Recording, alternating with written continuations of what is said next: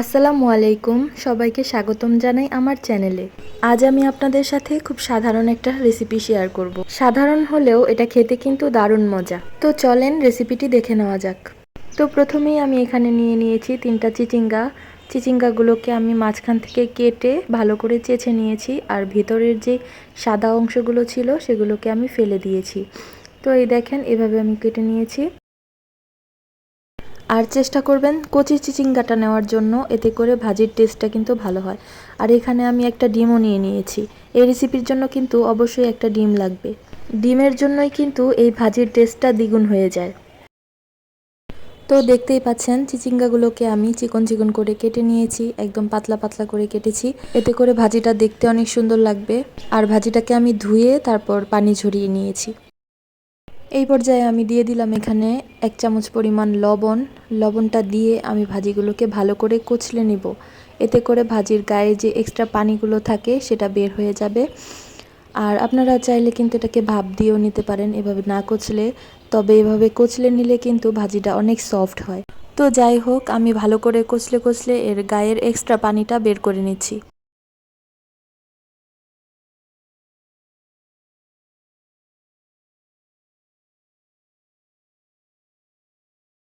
তো দেখতেই পেলেন কিভাবে আমি এটাকে কচলে কচলে এক্সট্রা পানিটাকে বের করে নিলাম। দেখেন কতগুলো পানি বের হয়েছে।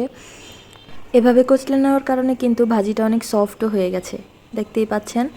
আর যে এক্সট্রা পানিটা ছিল সেটাও আমি ফেলে দিয়েছি। এবার চুলায় আমি একটা প্যান বসিয়ে এর মধ্যে 3 টেবিল চামচের মতন তেল দিয়ে দিয়েছি। তেলটাকে ভালো করে গরম করে আমি এখানে কেটে রাখা চিচিঙ্গাগুলোকে তেলের মধ্যে দিয়ে দিলাম। এবার এর মধ্যে আমি দিয়ে দিব 2টা মিডিয়াম সাইজের পেঁয়াজ কুচি। এরপর দিয়ে দিব 4-5টা কাঁচামরিচ। কাঁচামরিচগুলোকে আমি মাঝখান থেকে ফালি করে দিয়েছি। এবার উপর নিচ করে নেড়ে চেড়ে পেঁয়াজ কাঁচামরিচগুলোকে ভাজির সাথে মিশিয়ে নিব। যেহেতু প্রথমেই আমি ভাজিগুলোকে লবণ দিয়ে কচলে নিয়েছিলাম, তাই এই পর্যায়ে আর কোনো এক্সট্রা লবণ দিতে হবে না।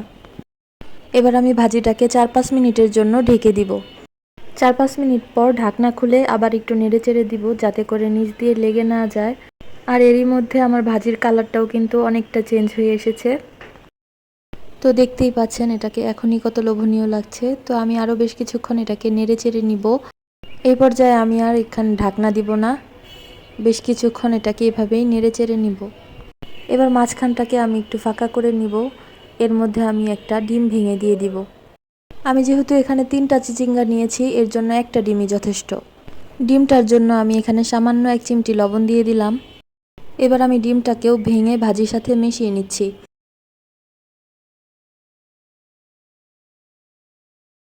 ডিমটাকে ভালো করে ভাজির সাথে মিশিয়ে আমি বেশ কিছুক্ষণের জন্য ঢাকনা দিয়ে দিয়েছিলাম। এবার ঢাকনাটা তুলে আমি আবার ভালো করে নেড়েচেড়ে নিব।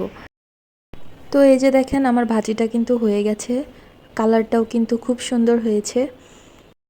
রুটি, পোলাও কিংবা সাদা ভাত সব কিছুর সঙ্গেই কিন্তু এই ভাজিটা পারফেক্ট কম্বিনেশন।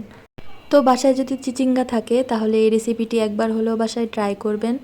আর রেসিপিটি যদি ভালো লেগে থাকে তাহলে একটি লাইক করবেন, কমেন্ট করবেন আর চ্যানেলটি সাবস্ক্রাইব করে রাখবেন। সবাই ভালো থাকবেন। আল্লাহ হাফেজ।